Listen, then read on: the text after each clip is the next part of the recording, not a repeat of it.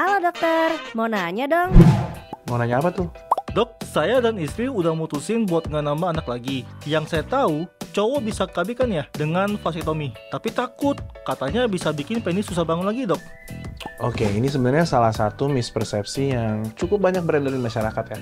Jadi saya mau lurusin dulu nih, kalau vasektomi itu umumnya tidak akan mengganggu gairah maupun performa seksual kamu sebagai pria.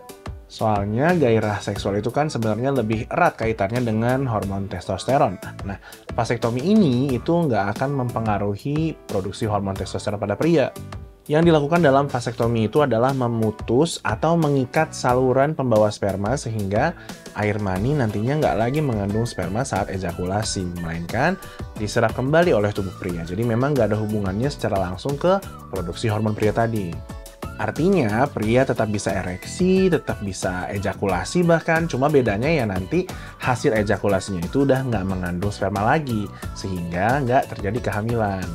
Dan ini juga udah dibuktikan oleh penelitian kok bahwa pria yang telah menjalani prosedur vasektomi itu nggak mengalami perbedaan kepuasan seksual dengan yang belum atau tidak menjalani vasektomi. Bahkan karena udah tenang nggak akan memicu kehamilan, banyak pasangan justru mengalami peningkatan dalam hal frekuensi berhubungan intim, termasuk juga dalam hal keharmonisan bersama pasangan.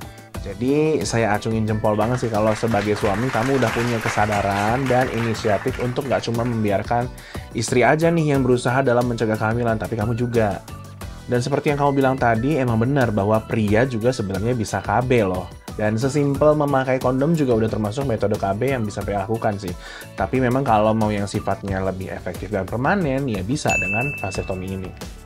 So, kalau kamu dan pasangan udah punya 2 anak atau lebih, atau mungkin merasa udah mantep nih untuk nggak menambah momongan lagi, maka kalian bisa mempertimbangkan metode kontrasepsi mantap yang satu ini. Prosedurnya juga terbilang singkat, paling sekitar 10-30 menitan udah selesai, tapi efeknya efisien banget untuk mencegah kehamilan sekaligus meringankan beban istri dari bolak-balik KB juga kan? Saya udah kepikiran mau KB dengan vasektomi, dok. Tapi ragu, ada efek samping nggak ya? Well, basically sebenarnya prosedur pemutusan saluran pembawa sperma ini aman dan dinilai sangat efektif untuk menunda kehamilan. Meski memang bukan berarti tanpa adanya risiko ya. Tapi sebelum kamu ngeluh, ingat kontrasepsi yang selama ini wanita jalani juga ada resikonya loh. Tapi kan yang penting dengan persiapan yang tepat dan sesuai arahan medis dari dokter, itu banyak banget kok wanita yang mampu menjalani KB tanpa masalah berarti. Begitu juga dengan kamu para pria.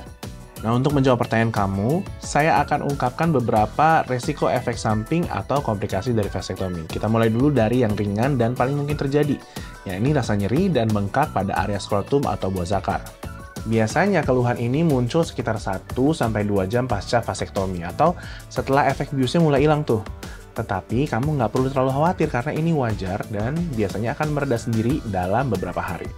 Nah, untuk membantu meredakan keluhan tersebut bisa dengan kompres dingin atau istirahat yang cukup, terus juga memakai perban maupun pakaian dalam yang lumayan ketat untuk mampu menyangga skrotum paling nggak sampai 48 jam pasca tindakan.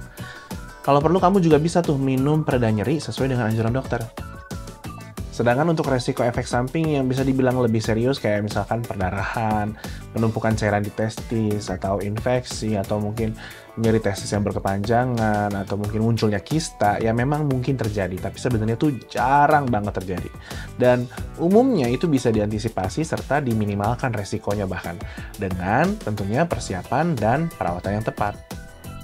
So, kuncinya supaya kamu bisa lebih tenang sebelum memutuskan menjalani vasektomi, sebaiknya konsultasikan dulu aja ke dokter secara menyeluruh. Dan yang gak kalah penting, menjalani prosedur vasektomi itu tentu bukanlah sebuah keputusan yang mudah, saya ngerti. Karena sifatnya juga permanen kan? Jadi, sebaiknya diskusikan dulu dengan baik dan matang bersama pasangan kamu. Plus, pertimbangkan juga tuh bener-bener semua resiko serta manfaatnya. Oke? Oke deh, makasih ya, dokter. Sip deh, kalau masih ada pertanyaan langsung aja chat dokter di aplikasi Halo Dokter.